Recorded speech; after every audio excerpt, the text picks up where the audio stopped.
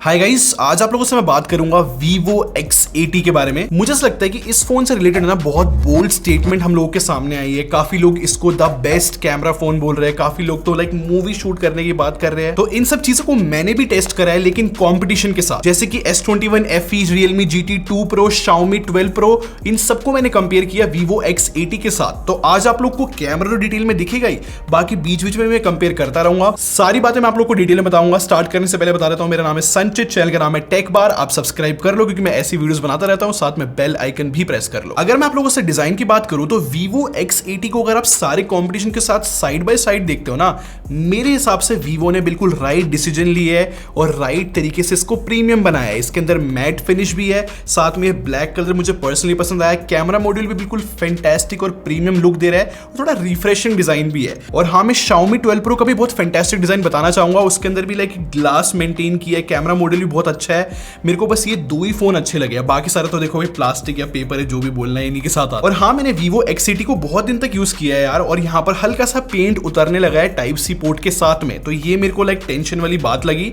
In fact इसके camera module के पास भी स्क्रैचेस आ रहे हैं। प्रॉब्लम अब ये है कि कैमरा मॉड्यूल पे स्क्रैचेस आना एक कंसर्न है, क्योंकि अगर आप केस भी लगाओगे तब भी वहां पर स्क्रैच आ रहे हैं, तो देखो ये दिक्कत है, ये सॉल्व नहीं हो सकती केस से भी। बट अपने पर्सनल एक्सपीरियंस के साथ मैं बता सकता हूं कि इनकी जो मैट फिनिश है ना, इसको बहुत ग्रिप प्रोवाइड करती है और बिल्कुल भी नहीं फिसलता हाथ से यार फोन। अच्छा, एक रैंडम फैक्ट मैं आप लोग को बता देता हूं कि जितनी एक्सेसरीज आज के टाइम पे Vivo प्रोवाइड कर रहा है, बॉक्स के अंदर चार्जर, ईयरफोन्स तक ये दे रहे हैं, बाकी और कोई नहीं दे रहा। ये सच में बहुत अप्रिशिएट करने वाली चीज है। चलो अब इसके स्पीकर्स की बात करते हैं। मुझे ऐसा लगता है कि भाई जो नीचे वाला स्पीकर है ना, वो मेन है। वैसे डुअल स्पीकर इसको बोल रहे हैं।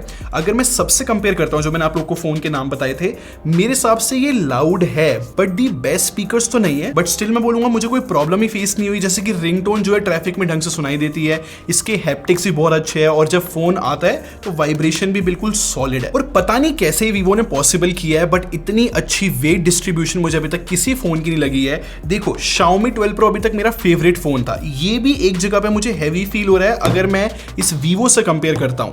ये फैंटास्टिक टू यूज और साथ में कंफर्टेबल भी है। और हाँ, कनेक्टिविटी भी सॉर्टेड है। Wi-Fi 6 है इसके अंदर, Bluetooth 5.3 भी है, 11 5G बैंड है। और मैंने जो है दिल्ली के अंदर वोडाफोन यूज किया था, मुझे कोई प्रॉब्लम फेस नहीं हुई। इनफैक्ट मैंने ट्रैफिक में भी कॉल ली थी, मुझे ईयरपीस में कोई शिकायत नहीं। एक बात बताता हूं, इस फोन का प्राइस जो है 50,000 रुपए अगर आप ऑफर क्लेम करते हो तो, और इस प्राइस सेगमेंट में कर्व डिस्प्ले और कोई नहीं दे रहा है। 50,000 के अराउंड जो है हमें Samsung और Realme मिलते हैं जिनमें फ्लैट स्क्रीन है। और अगर आप Xiaomi 12 Pro में ऑफर क्लेम करते हो तो 58,000 रुपीज में कर्व डिस्प्ले दे रहे हैं, बट साथ में 2K डिस्प्ले भी दे रहे हैं। तो नो डाउट Xiaomi की डिस्प्ले फैंटास्टिक है। इसका मतलब ये नहीं है कि Vivo X80 कहीं पे भी नीचे स्टैंड करता है। वैसे इसके अंदर 1080p रेजोल्यूशन ही देखने को मिलता है और LTPO नहीं है। बट मैं एक बात हाईलाइट करना चाहूंगा जो मेरे को बहुत प्रैक्टिकल लगी, क्योंकि देखो Xiaomi की जो कर्व डिस्प्ले ना, उसके अंदर बहुत ज्यादा एक्सटर्नल टच मैंने फेस किए थे, लेकिन पता नहीं कैसे Vivo ने क्या किया है, बट इसमें बिल्कुल भी एक्सटर्नल टच नहीं आता। जनरली ऐसा होता है कि जब आप कर्व डिस्प्ले वाले फोन यूज करते हो ना, तो आपका हाथ लग ही जाता है। जैसे कि वीडियो देख रहे हो तब आपको ऊपर उंगली लग जाएगी और सडनली नोटिफिकेशन पैनल आ जाएगा। ये चीज इस Vivo के फोन में नहीं हो रही थी। मेरे हिसाब से एक डिस्प्ले का काम यही होता है कि अच्छे कलर्स प्रोवाइड करो, शार्पनेस, अच्छे कलर एक्यूरेसी, वो सब कुछ इस Vivo के फोन में मिलता है। इनफैक्ट इसकी आउटडोर विजिबिलिटी में मैं फैंटास्टिक बोल सकता हूं। 1500 निट्स एक अच्छा नंबर है, मुझे कोई इशू नहीं आया है। बाकी डिस्प्ले के नीचे जो है फिंगरप्रिंट स्कैनर भी मिलता है, जिसकी लोकेशन थोड़ी सी नीचे है, अंगूठा मोड़ना पड़ता है, बट वो काफी अच्छा काम करता है। अच्छा, एक बात बताता हूं, मेरे को लगा था कि Vivo X80 का बैटरी बैकअप बहुत बुरा होगा, क्योंकि 4500 mAh की बैटरी है, जो कि फ्लैगशिप फोन के हिसाब से ठीक मानी जाती है। बट मुझे लगा था कि बैटरी बैकअप अच्छा नहीं आएगा, लेकिन मीडियम यूसेज के अंदर जो है 6 आवर 38 मिनट का मुझे स्क्रीन ऑन टाइम मिल गया, जो कि एक बहुत अच्छा नंबर है। इन शॉर्ट, आइडल रेंज भी बहुत अच्छा है और बैटरी बैकअप भी बहुत अच्छा है। अब इसमें भी इंटरेस्टिंग बात यह कि अगर आप चार्जिंग स्पीड देखोगे तो कंपटीशन को किल कर दिया है Vivo ने। अगर आप 50,000 के दो फोन उठाते हो ना, Realme और Samsung, ये दोनों जो है चार्जिंग स्पीड में बुरी तरीके से हार जाते हैं, क्योंकि Vivo 80 वॉट दे रहा है। आई नो Xiaomi जो है 120 वोट लेकर आता है, बट इसके पैसे भी बहुत ज्यादा है। सीधी बात तो ये है कि भाई चाहे चार्जिंग स्पीड उठा लो या फिर बैटरी बैकअप, मेरे हिसाब से Vivo ने फैंटास्टिक काम किया है। मे बी अब आपको लगे कि 50,000 रुपए में Vivo ने सब कुछ पॉसिबल कर कैसे दिया। मतलब हैरानी की बात है, कर्व डिस्प्ले भी है इसके अंदर, अच्छा डिजाइन भी है, फास्ट चार्जिंग है।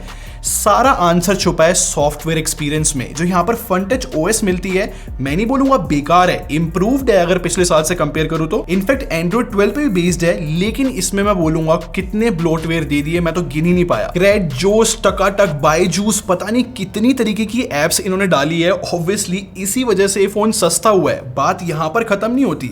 अगर आप होम स्क्रीन से नीचे की तरफ स्वाइप करोगे, वहां पर भी आपको एक रैंडम एड देखने को मिलेगा और नो डाउट 50,000 रुपए के हिसाब से ये पूरा एक्सपीरियंस खराब करता है। लेकिन मैं ये भी समझता हूं कि वीवो यहां पर चैरिटी करने नहीं बैठा है, उनको बिजनेस करना है, इसलिए इतनी एप्स डाली है जिससे वो फोन को सस्ता कर सके और आप लोग खरीद सको, तभी ये 50,000 रुपए का अवेलेबल है।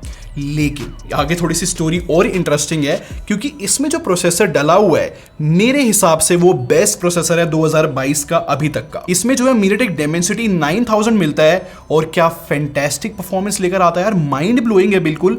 कुछ भी थ्रो करो इस फोन पे, कितनी भी हैवी ऐप इस पे आप डालो, ये आराम से झेल जाता है। इनफैक्ट हीटिंग इश्यूज के बिना अगर आप Snapdragon 8 Gen 1 से कंपेयर करते हो, जो कि आज के टाइम पे सारे बेस्ट फोनों में डला हुआ आ रहा है, तो Snapdragon में हीटिंग इश्यूज है। तो यहां पर MediaTek ने ये चीज राइट करी है कि हीट भी सही तरीके से मैनेज कर दी। और इनफैक्ट आप बेंचमार्क्स तो देखो, Geekbench देखो, आपको खुद पता लग जाएगा कि Vivo कितना आगे है। मैं Vivo X80 के और भी बेंचमार्क्स दिखाता हूं आप लोग को, सारे जो है बहुत अच्छे नंबर्स लेके आते हैं। और सबसे मजे की बात, इस फोन को जो है मैं गेमिंग के लिए भी रिकमेंड कर सकता हूं, क्योंकि BGMI पे 90 FPS ये हैंडल कर जाता है और अच्छा गेम प्ले होता है एक्चुअली में। In fact Genshin Impact, call of duty, Apex सब पे जो है 60 FPS में चल रहा है। मेरे हिसाब से Vivo की चॉइस बहुत अच्छी रही इस MediaTek Dimensity 9000 के साथ, क्योंकि Vivo ने एक अलग से चिप डाली है V1 Plus। जितने भी गेम्स होंगे जो कि 90 FPS सपोर्ट करते हैं, वो इस चिप के थ्रू लाइक प्रोसेस होता है। इनफैक्ट कैमरे को भी ये बहुत ज्यादा हेल्प करती है चिप, और इसी वजह से कैमरा बिल्कुल ही तो क्रेजी है, क्योंकि जो बैक कैमरा है वो 50+12+12 का ट्रिपल कैमरा सेटअप है, और जो फ्रंट वाला वो 32 मेगापिक्सल है। और इस फोन को खास बनाता है जायस मोड। जैसे आप उसको ऑन करोगे कैमरा यूआई के अंदर, आपको बहुत एक्यूरेट कलर्स मिलेंगे, और साथ में T-Star कोटिंग, जैसे कि कोई भी रिफ्लेक्शंस बनती है ना कैमरा में लाइट की वजह से, उसको सही तरीके से हैंडल कर पाता है। क्योंकि ये चीज जो है मैंने इन सारे फोनों में टेस्ट करा है, एक्चुअली में Vivo की ये कोटिंग काम करती है। और पता है Vivo ने जो है IMX866 सेंसर यूज करा है, जो कि बहुत अच्छा है, और ये पहला फोन है जो इस सेंसर के साथ आ रहा है। बट स्टिल Vivo और Xiaomi 12 Pro को कंपेयर करते हैं तो सेंसर साइज है वो Xiaomi का बड़ा है। और अब मैं आप लोग को फोटोज दिखाता हूँ जायस ऑन करके और जायस ऑफ करके।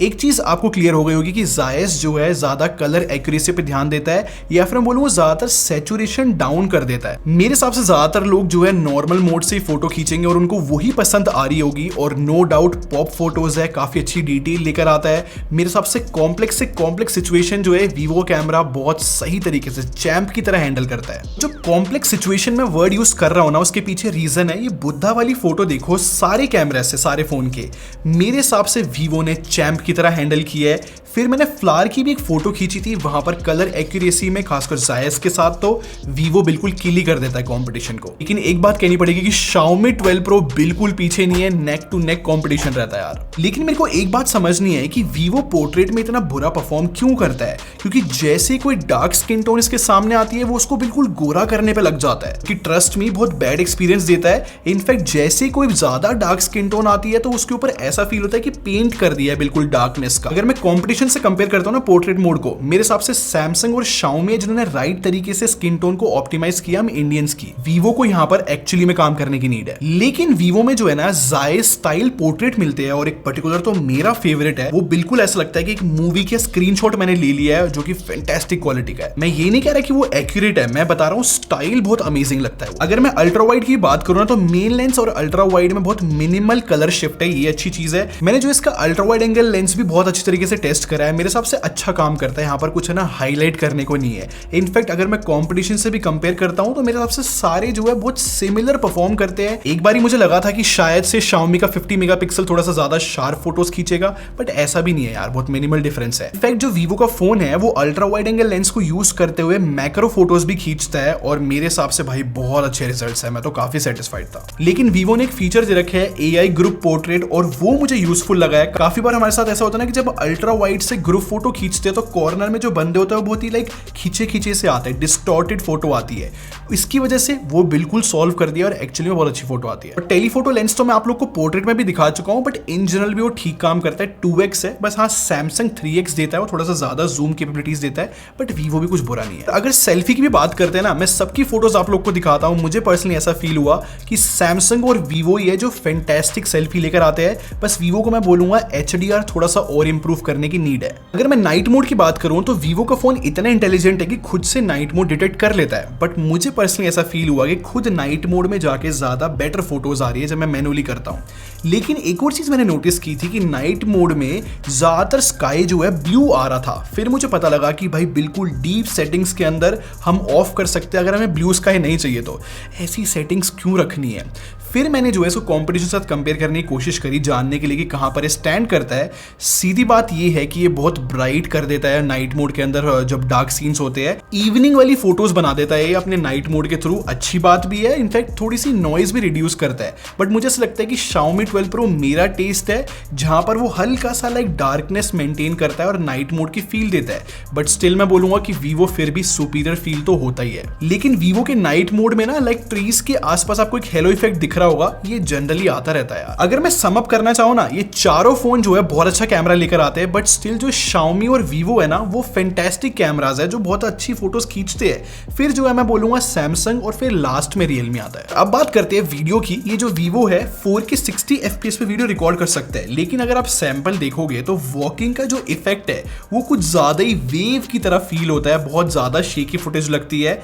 लेकिन इसके अंदर एक फीचर है होराइजन स्टेबलाइजेशन जो कि 1080p पे काम करता है, लेकिन नो मैटर व्हाट आप फोन को कितना ही घुमा लो चाहे क्लॉकवाइज, वो बिल्कुल स्टेबल वीडियो रिकॉर्ड करेगा। 1080p के हिसाब से देखो तो स्टेबलाइजेशन बहुत ग्रेट है, बट 4K 60 FPS मुझे लगता है कि वो बहुत ज्यादा वेवी है। सीधा मैं आप लोग को सारे फोन्स को कंपेयर कर दिखाता हूँ, आप खुद देखना गाइस। थोड़ी देर आप वीडियो की फुटेज जैसे ही देखोगे ना, मेरे हिसाब से आपको पता लगेगा कि बेस्ट Xiaomi रिकॉर्ड कर पा रहा है वीडियो। जो वहां पर कलर्स वगैरह है वो मुझे बहुत अच्छे लगे हैं। फिर मैं बोलूंगा Samsung अच्छे रिकॉर्ड करता है, और थर्ड नंबर पे Vivo और फोर्थ नंबर पे Realme। लेकिन ये बात थी नॉर्मल वीडियो रिकॉर्डिंग की, बट रियल मैजिक Vivo में होता है Zeiss के साथ, जहां पर हमें एक अलग एस्पेक्ट रेशो में वीडियो रिकॉर्ड करने का ऑप्शन मिलता है।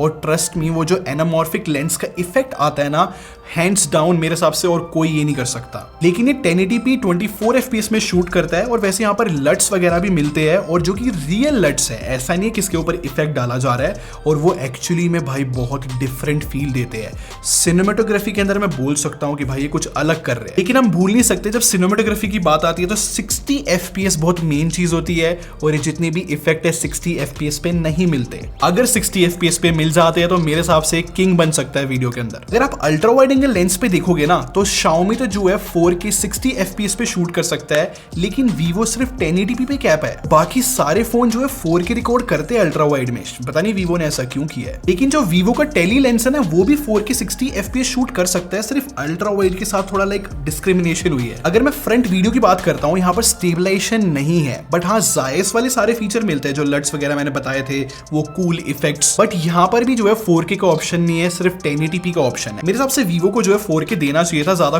कूल रहता, क्योंकि सिनेमेटोग्राफी इनकी सच में एक हाईलाइटिंग पॉइंट है। जब Zeiss के साथ इन्होंने जो कोलैबोरेशन करके फीचर्स बनाया ना, मेरे को तो भाई बहुत अट्रैक्टिव लगे थे।